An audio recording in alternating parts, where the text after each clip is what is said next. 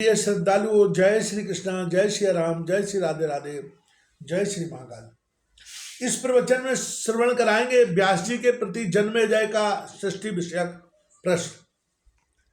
सूत जी कहते हैं, तपस्वियों, इस दिव्य कथा को सुनने के पश्चात परीक्षित नंदन धर्मात्मा राजा जन्मेजय ने प्रसन्नता पूर्वक पुनः व्यास जी से पूछा। जन्मेजय ने कहा, स्वामिन, सूर्यवंशी और चंद्रवंशी राजाओं के वंश का विशद वर्णन सम्यक प्रकार से मैं सुनना चाहता हूँ। अनग, आप सर्वज्ञ हैं, आप समन करने वाली यह कथा कहने की कृपा कीजिए। इन दोनों वंशों के राजाओं का परिचय कराइए। मैंने सुना है वे सभी भगवती जगदम्बा के उपासक थे। इस प्रकार राजर्षि जन्मेजय के पूछने पर सत्यवती नंदन मुनिवर व्यास जी उनसे कहने लगे। व्यास जी ने कहा, महाराज, सूर्यवंश, चंद्रवंश तथा अन्य वंशों से भी संबंध रखने वाली कथाओं का वर्णन करता हूँ। सुनो। भगवान विष्णु के नाभि कमल से 4 मुख वाले ब्रह्मा जी प्रकट हुए। तपस्या करने के पश्चात उन्होंने अत्यंत कठिनता से साक्षात्कार होने वाली महादेवी की उपासना की। भगवती ने उन लोक पितामह ब्रह्मा जी को वर प्रदान किया, तब वे सृष्टि करने में समर्थ हुए। फिर भी मानवीय सृष्टि में उन्हें सफलता न मिल सकी।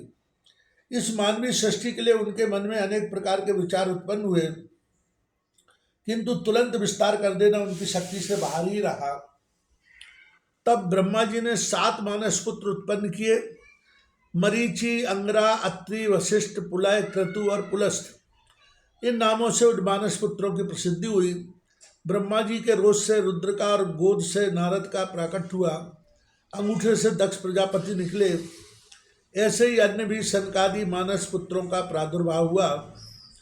बाएं हाथ के अंगूठे से दक्ष पत्नी प्रकट हुई, जिनके सभी अंग बड़े ही सुंदर थे।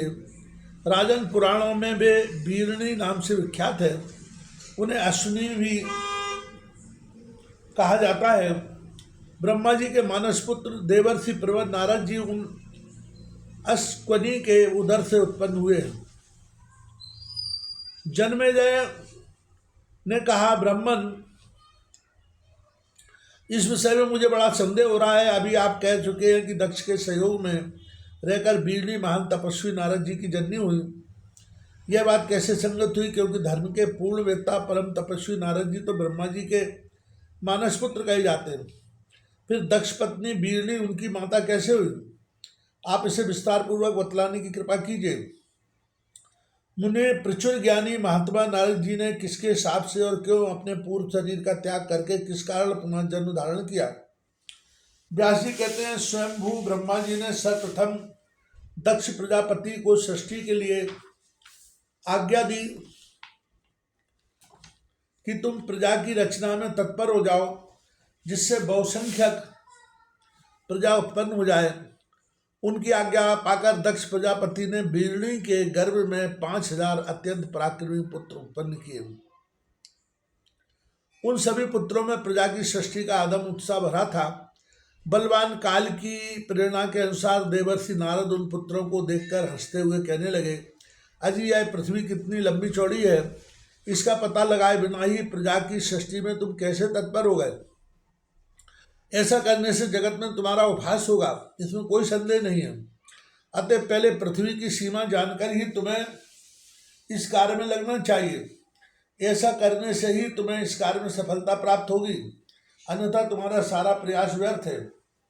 व्यास जी कहते हैं, नारद जी के यूँ कहने पर देववश दक्ष कुमार हर्यशों के मन में यह बात जच गई। वे एक दूसरे की ओर देखते हुए सहसा कहने लगे, मुनिवर ने बहुत ठीक कहा है। अतः पृथ्वी का प्रमाण जान लेने के पश्चात ही हम प्रजा की सृष्टि में सुखपूर्वक लगे। इस प्रकार परामर्श करके वे सभी पृथ्वी का पता लगाने के लिए चल पड़े। नारद जी के कथनानुसार पृथ्वी के सर्वांग की जानकारी प्राप्त करने के लिए कुछ लोग पूर्व दिशा में, कुछ दक्षिण में, कुछ पश्चिम में और कुछ उत्तर दिशा की ओर उत्साहपूर्वक चल पड़े। पुत्रों को चला जाता देखकर दक्ष प्रजापति के मन में महान कष्ट हुआ। वे बड़े दृढ़ प्रतिज्ञ थे। अतः प्रजा सृष्टि के विचार से उन्होंने पुनः बहुत से पुत्र उत्पन्न किए। वे लड़के भी प्रजा की सृष्टि करने के प्रयत्न में संलग्न हो गए। नारद जी ने पहले की ही भांति उन पुत्रों को भी समझाकर भेज दिया। उन पुत्रों का भी चला जाना देखकर दक्ष के मन में रोष उत्पन्न हो गया और उन्होंने क्रोध में आकर नारद जी को शाप दे दिया। दक्ष ने कहा, नारद, तुमने जिस प्रकार मेरे बहुत से पुत्रों को नष्ट कर दिया, उसी प्रकार तुम भी नष्ट हो जाओ। इस पाप के परिणाम स्वरूप तुम्हें घर में रहना पड़ेगा, कारण तुमने मेरे बहुत से पुत्र नष्ट कर दिए। इस प्रकार के शाप से ग्रस्त होकर नारद जी बीरणी के गर्भ से प्रकट हुए। इसके बाद दक्ष प्रजापति ने बीरणी के उदर से 60 कन्याएं उत्पन्न की।